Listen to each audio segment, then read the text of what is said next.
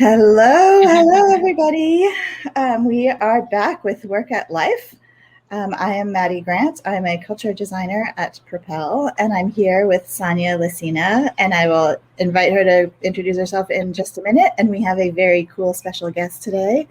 But just to give you the spiel, our podcast, Work at Life, is all about the gray area between work and life. And because we're very invested and passionate about people being fulfilled in the workplace, those are the topics that we're trying to dig into a little bit. And specifically for this season of Work at Life, we are talking about the first female recession, which is a big deal and not a good thing. And so we have some specific topics coming out of that overall umbrella. So I'm going to turn it over to Sonia. Thanks, Maddie. Hey, everybody. It's so great to be here with you again today. I'm Sonia Lucina. I'm an organizational psychologist, and much like Maddie, my passion in life is just to make people happier at work, more engaged, create better organizational cultures. And I'm the president of the Workforce Business Unit at Question Pro.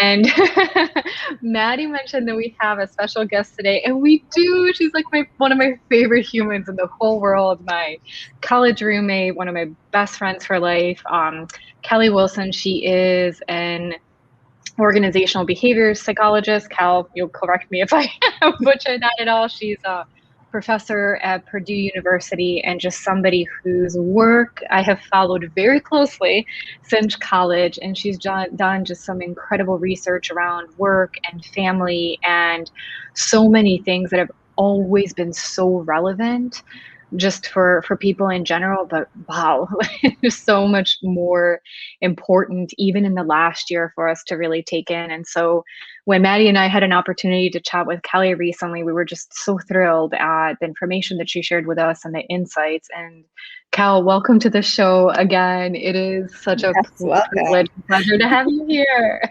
Oh, thank you so much. Yes, I'm excited to be here, and it's awesome how yes, we became, best friends in college, and then, went on to similar grad school experiences, but then I stayed in academia, and you now are in industry, and it's cool to see how our careers are still, overlapping, and it's been great to work with you and do some work things together over the past few months. So thanks for having me. Yeah. Oh, it's a pleasure. And hopefully this is one of the many ways, many times we'll have an opportunity to share things together. And I know when in our recent conversation, you had recently published an article in Harvard Business Review.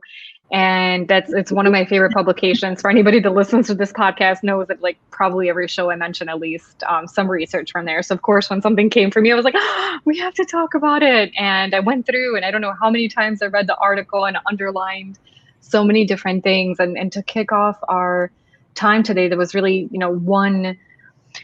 one of the many findings that I just think is incredible, but I think it's a great starting point. And it said that in the research that you all did, while nearly 100% of managers rated themselves as supportive of employees with families, only half of their subordinates agreed with that assessment. And to me, it was one of those findings that it just took me aback, because we know by and far how much people have cared about their teams over the last year and a half now, and even before, but especially now that we were measuring it with such a magnifying glass and understanding how people are doing.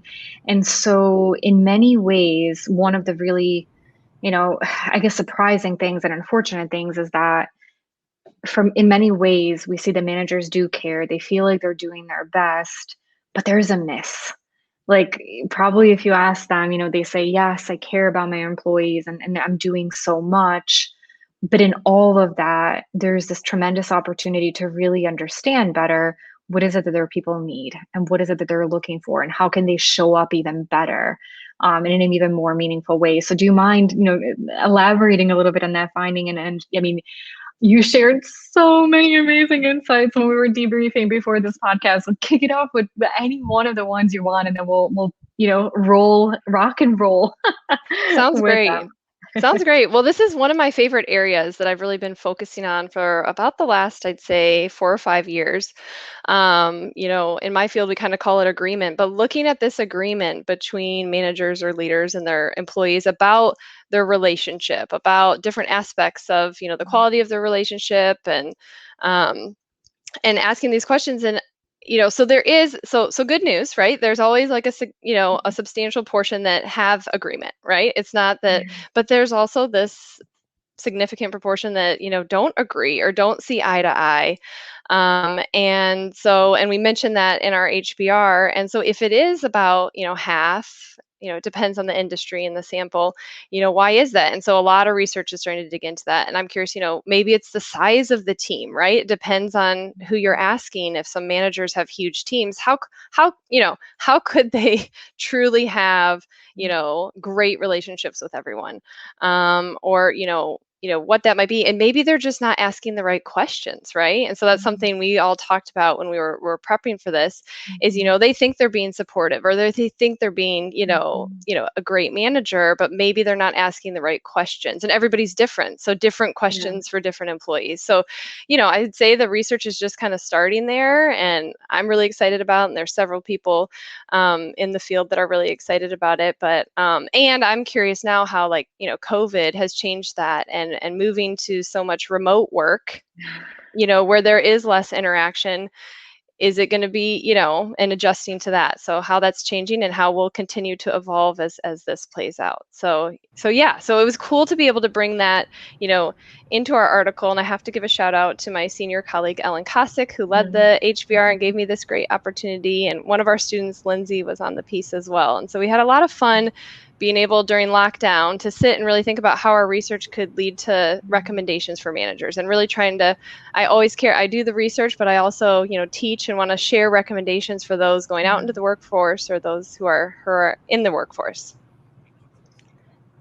Yeah, it's interesting. I actually just did a webinar yesterday all about returning to the workplace, and it was about key cultural decisions you need to make, when you're thinking about whether to return or not, or, how many people, et cetera, or, whether you are going to change your workplace and all that kind of stuff. But there was a lot about understanding the needs of your employees, or designing your workplace around the needs of your employees, which was always, an ideal before. But now it's like you cannot not do it, because your people will leave if they can't, work how they want. But part of that, I think, is very related to this conversation, in the sense that if you are designing your workplace or your just return to work around the needs of the employees, that requires that you're asking them what their needs are, right? It sounds kind of basic, but hello, that's not something that organizations necessarily know how to do very well. Yeah. And that's what we were talking about last time. I think with all of our backgrounds, I know I had, maybe it was a little later than I wish, but like a aha moment around, I know this area better than the average person, because I'm an organizational psychologist and I study this for a living. And it was maybe very naive of me to think, or to expect managers, leaders, and organizations to have as much expertise, to your point, Maddie, to know what to ask, and to know, what are the expectations? How should I be shaping the workplace? I think for the three of us, because it's what we live and breathe every day, sometimes you think that intuitively more organizations would be going down a specific path of asking these questions. And what we're seeing is that they're not. And what we're seeing today is even some of the most engaged organizations, some of the organizations that have done the most work in this area, are still looking around and asking around, what should I be asking my employees? What should I be finding out about? And so that brings us to one of the first stats that we asked in preparation to this episode, that actually was a bit of a head scratcher for all three of us. So there's a ton, and Maddie, you were just mentioning the webinar, you did a ton of conversations around going back to the work, to the office. And more often than not, research is saying people really want flexibility. People really want to be working from home. And we asked people, how do you prefer to have meetings with your managers post-COVID? And we actually asked this in a number of different ways, because the first time we saw, is most people said in person. And so we thought, oh, could that really be? It seems, so many people are asking for this flexibility. Maybe some people don't have an opportunity to, work from home. So we added that as an option, and that wasn't it. Most people said, yes, I have an opportunity to, have these meetings remotely, but I would rather have them in person. And so we started to peel that back a little bit, like, what could that possibly mean? And a couple of things that, we mentioned that were interesting, and, we can debate them a little bit, is one, there may be so many individuals that didn't have a chance to meet with their manager or their leader in person for so long are now eager to. But maybe in a way that we, when you're thinking about what kind of research do you do over time, it could be great to understand, one, is this the case for your organization or most of your people that, what are falling in the 22% of our bucket that says no, remote is fine? What is your organization? What does your culture look like? How is that going to change maybe in a quarter? Because maybe so many people miss each other, miss these in-person meetings, think, there was all this magic, and all this magic is going to happen when we're together. And you start to see your leader in person and you realize, oh, wait a minute. No, like I'm, have this big commute and I'm not getting to some of the things to be in the office. And actually, we're just as effective doing this remotely. So that's one of the things of saying, ask something once now, but don't never ask it again, because people will change their mind. Their experiences will be different. And the other thing that really ties, back to the first female recession and really the theme of the season, is that there are some people who are concerned that if they maybe work from home more often than their colleagues, that is going to have negative impact on their promotions and their pay raises. The idea of maybe out of sight, out of mind, how is that going to play a part? And what we've seen in research, again, is that more often than not, it will be working mothers who would choose to work from home because there are just some other things that fall under more traditionally out on their responsibilities that would be easier to take care of if they didn't have to commute.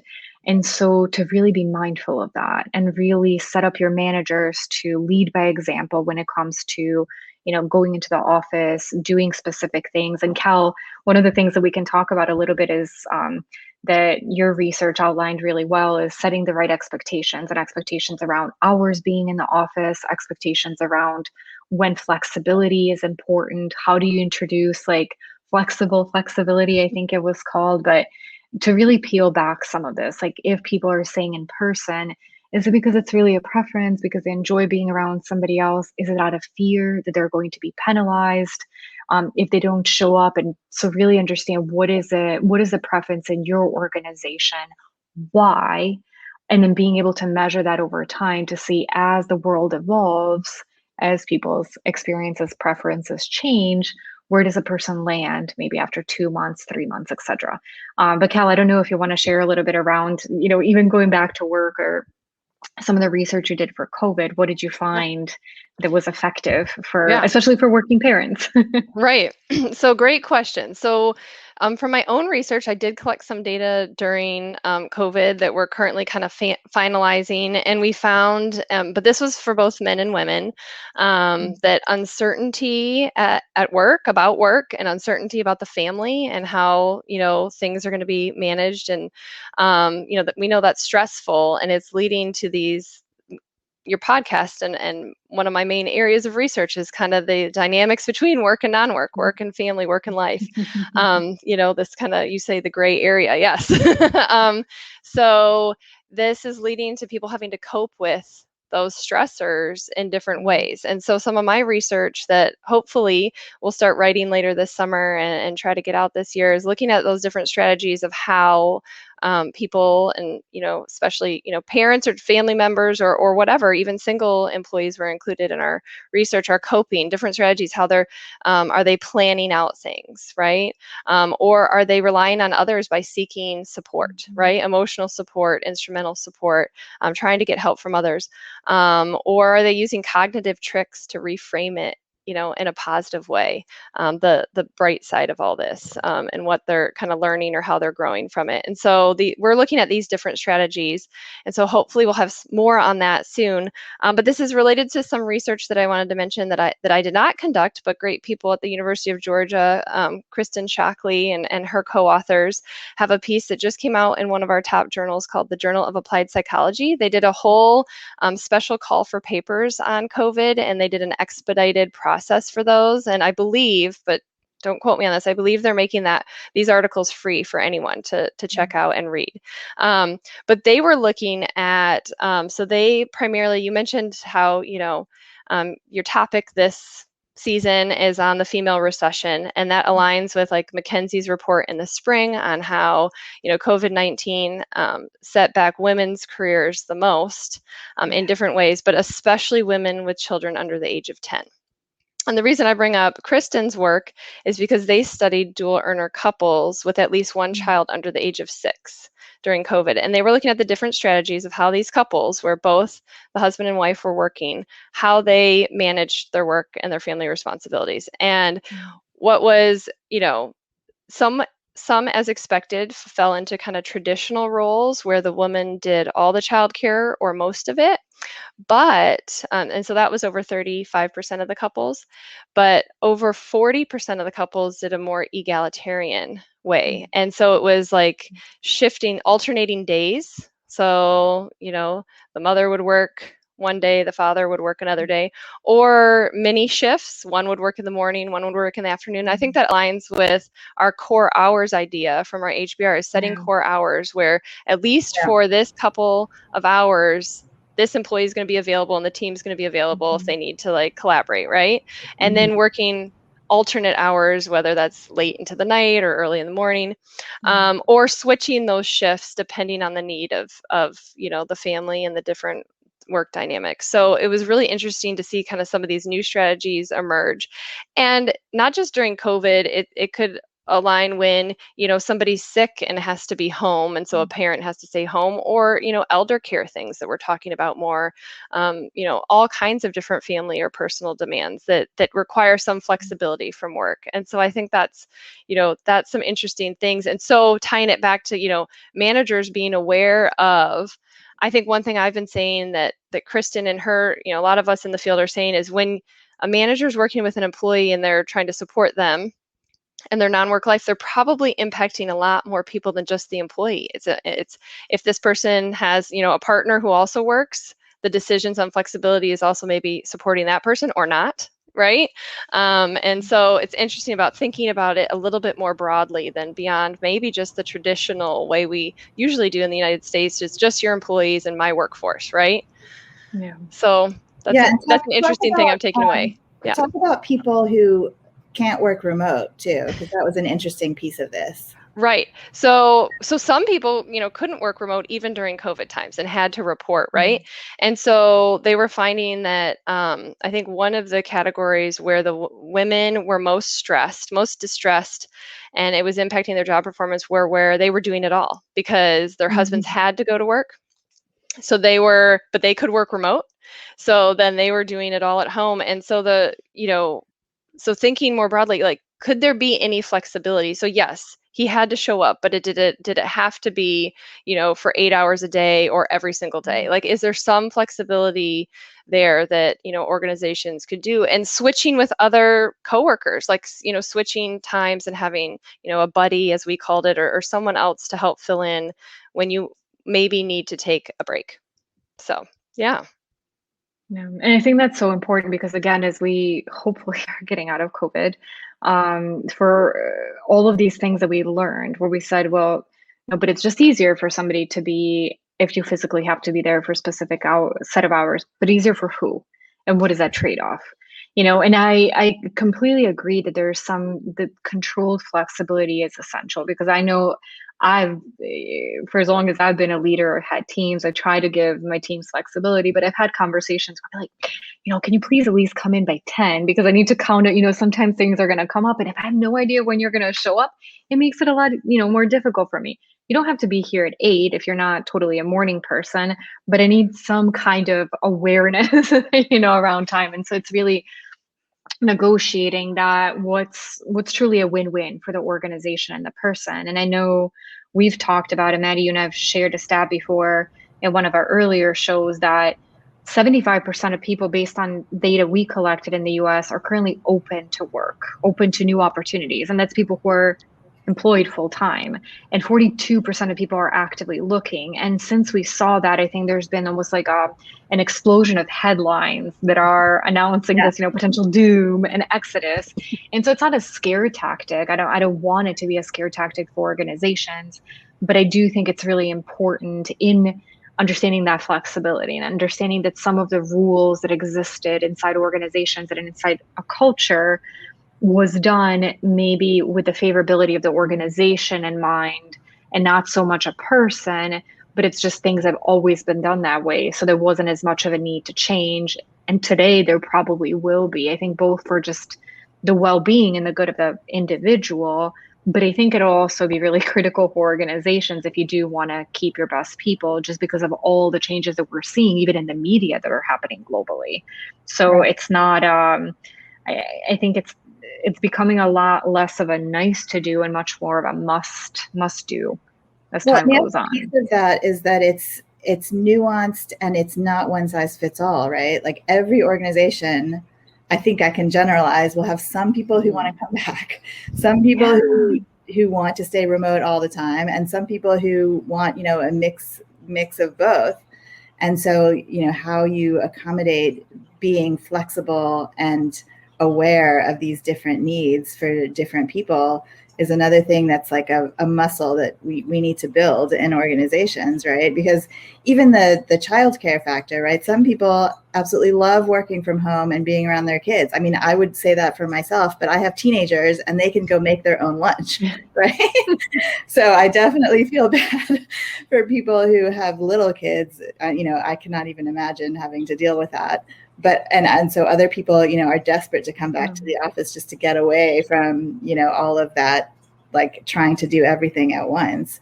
But you're going to have multiple needs, in your own workforce around all of these things. No, and I think that stresses that importance around understanding what's going on in your organization on the macro level. So those like wider cultural studies, understanding the general needs, and that actually brings us to our next stat that we pulled. We did a quick poll, is really understanding. So from an organizational standpoint, understanding how much of your workforce wants to return, how do they want to engage with their teams, how do they want to engage with their managers, but then also really educating and empowering the managers to have more of that personal relationship and the right conversations with their teams. And so in one of our survey questions, we asked, which of the following are the most important for you in your individual meetings with your manager?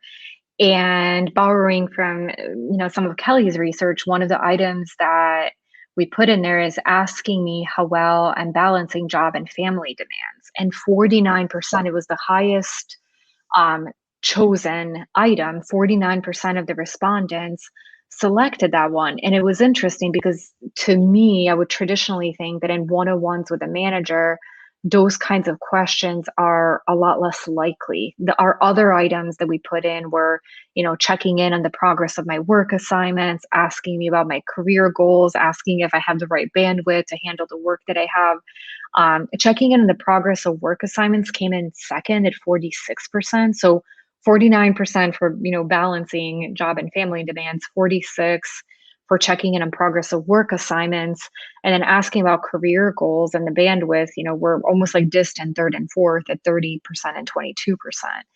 And so that really, I think, to me in some way was encouraging because it showed that the expectations are shifting a little bit. And it showed that people are saying, yes, I do want to have that conversation with my manager. Yes, I do want to bring my whole self to work. And I do think that there is an ability for me to be able to balance that and be able to have those transparent conversations, that it's not, I have 3-4 kids at home, I have all of these competing demands, but it's on me to figure that out. Like, it's not my leader's responsibility to know, it's not my leader's responsibility to accommodate. But wow, they're just, I think, some really easy things that when somebody is leader or manager is aware of a person's situation, or maybe talking about that flexibility, talking about specific core hours, implementing the buddy system, that it can actually make the person's life so much easier to balance everything. And in turn, it'll make a person less stressed out, more productive. I mean, there's just incredible trickle effect. So it was encouraging to really see that answer come out above the more traditional things that you would think would happen in a one-on-one conversation with a manager. Yeah, I mean, I was actually pleasantly surprised, right? I wasn't sure. Mhm. Um, and to your point, like I am wondering if that's changing. So, for me, I used to be what we'd call like a segmenter, and I did come into work today just so that my 3 elementary age girls wouldn't run into the office and my dog wouldn't start barking during this podcast. But, I used to always just have to come to the office. I have to come to the office to get my work done, and COVID kind of flipped that upside down. Yeah. Now, my husband, he's always worked from home, and he used to, if he got interrupted on a call with a client by the kids or the dog, he was like, oh, this is frustrating. But now I think it's become more acceptable or more normalized, right? Yeah. And I'm noticing here at Purdue, people are asking, how's everything going? How's your family doing? That didn't happen a lot before. We're very much, we kind of independent contractors. We come in, do our research and do our teaching, and we work, in our offices. And oftentimes who we collaborate with aren't at our universities. They're at others, and so we do a lot of the, remote work that way. But it's been interesting to see that shift and see more people asking. And especially people who, like Maddie, you were saying, your kids are a little bit older, so it's different. And I can't imagine, I mean, Sonia, your son's even younger than my girls, like the ones with really little ones that needed, more during this time. But people are asking, and especially people who are like have older kids and say, I kind of forgot what it was like, but this made me really think and empathize, with all the different, levels of, COVID and what that meant. And so, I was pleasantly surprised to see that.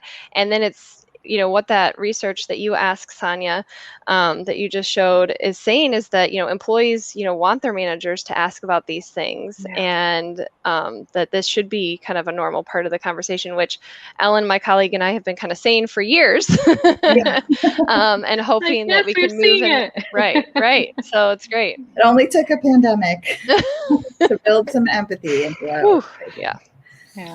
Well, and that's like, it was interesting what you were saying, Cal, too, that like today you're in your office and I'm, keep looking over my shoulder to be like, oh, please don't let my, almost 3-year-old run in. Please don't let it, like, hopefully the cartoons aren't on too loud. And but I'm also working from my parents' house. Like that was my flexibility to say, work from anywhere and practicing that. And I think that, one of the other things that your research highlighted is to be a good role model. And I think that there is a time and a place and things that are appropriate for every one of us. And I think to exercise that, and like you said, like you can work from home and it's fine, but it was relatively easy for you to go in the office and have a peace of mind and not worry that your entire family, could flood in at any point, which your girls are just the most adorable. Your husband's lovely. Your dog's the cutest. It would be wonderful to have any of them as a part of a podcast. But I understand that maybe that would be a different episode, different kind of topic. So today you exercise that ability to say, well, I don't need to stay at home and wonder if all of this is going to happen, if I could just go over to my office and have that peace of mind. And so I think that for all of us to continue to talk about that and say that whatever choices, we're making choices because they're the right ones for us, and to make sure that something that's right for us and somebody else has a different preference, that it's okay. It is our own individual preferences. We're every day, probably almost every hour, we're making a choice around how to show up, where to show up. But as much as we can communicate that to our teams, be as real as possible and say like, maybe I chose this and it was a great decision, or I chose that, or, next time when I have a redo, or if I could have a redo, I would do it differently. And this is why. Humanize ourselves as much as possible. I think that's a big part of being that role model today, is that we're all learning, we're all evolving.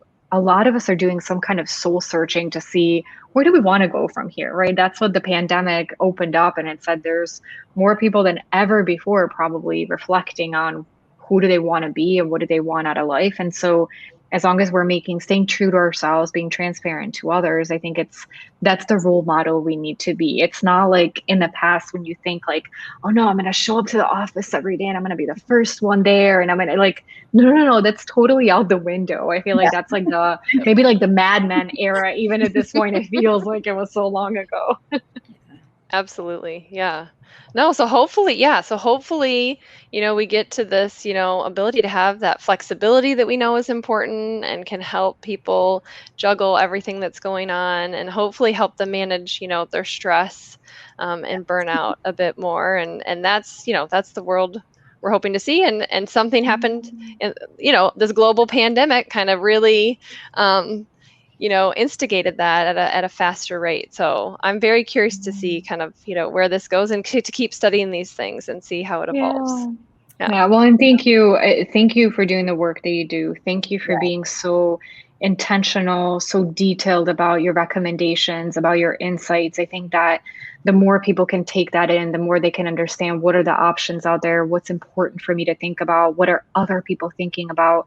Collectively, we'll all do better. And to your point, it is so encouraging to see things moving. And not everything can move at once, and we need to be patient and we need to keep doing this work. But I think that we are seeing some differences, and we'll continue collectively to study those, to measure them, to put out the good word. But it was so incredibly nice to have you with us today. Thank you so much for the insights. Again, thank you for all the work. We'll share some more information online and some additional references and all of these great stats. But it was such a pleasure to have you. Oh, well, thank you so much for inviting me. Well, it was my pleasure. I enjoyed this so much. Awesome. Thank you. All right. And we're out.